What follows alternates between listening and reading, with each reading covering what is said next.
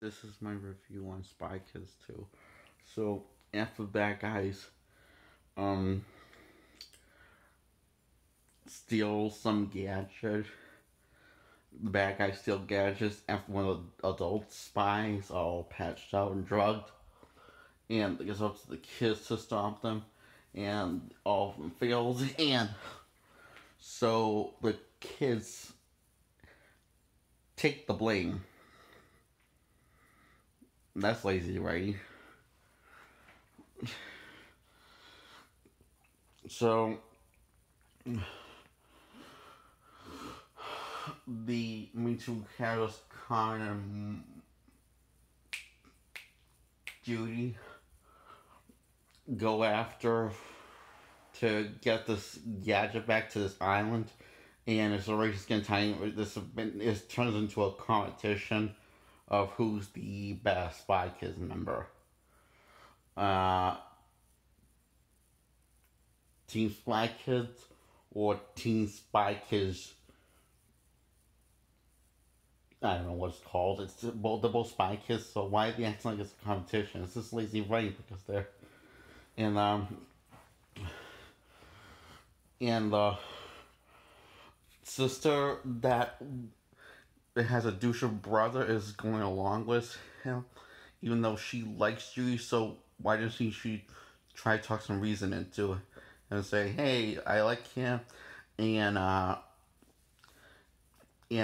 don't want to do a competition with him, and I don't want to run him out of him what is this out of business because I like him or something." It's like no one these it's my problem is this, why this is my least favorite handcuff because no one really wants to talk about their feelings or something. Instead of talking about your feelings and your what you're all thinking, you get lazy writing going point A to point B with cool action scenes at times with nice twists and turns in the story. Like we find out the bad guy's not really a bad guy, he's just a professor that's kind of a goofball. And the real bad guys are the um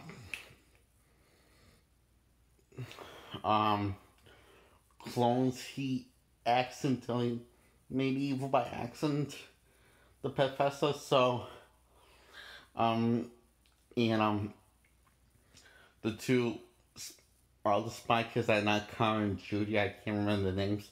The bad guys, they're on the same team. They're I guess the anti spy kids. They're on the same team.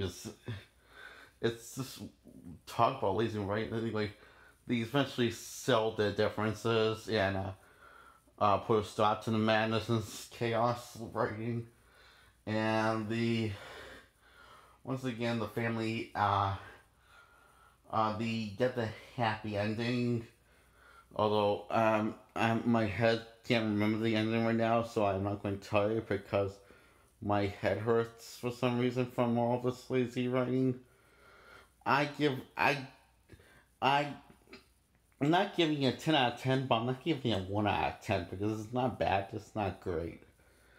I give it a 9 out of 10 for keeping me awake and for getting me still emotionally invested in these characters the second time more than I was the first time. But I would have like a little more clever writing this thing. It feels like they're just looking for excuses to go to point A to point B to point C.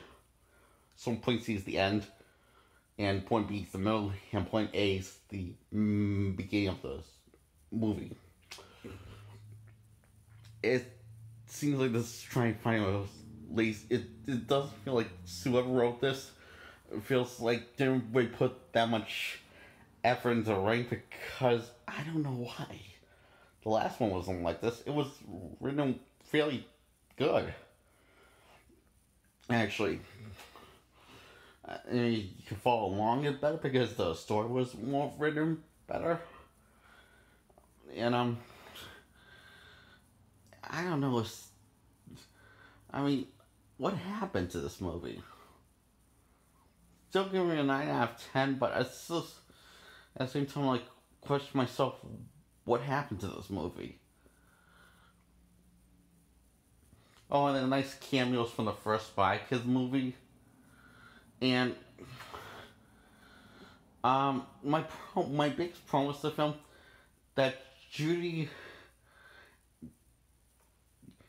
and the girl he's in love with has this half-ass romantic arc. And that's the reason why I like the third one more, because they fall through with the romantic arc that Judy has a crush on this girl in the third one. I would say the CGI is worse than ever, but the CGI was never good, or the practical effects were never good in the first place, so why should that matter? And the same goes for the fourth one.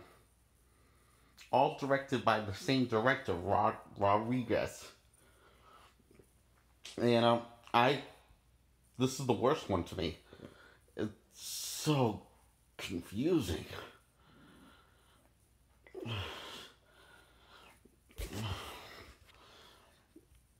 That's it.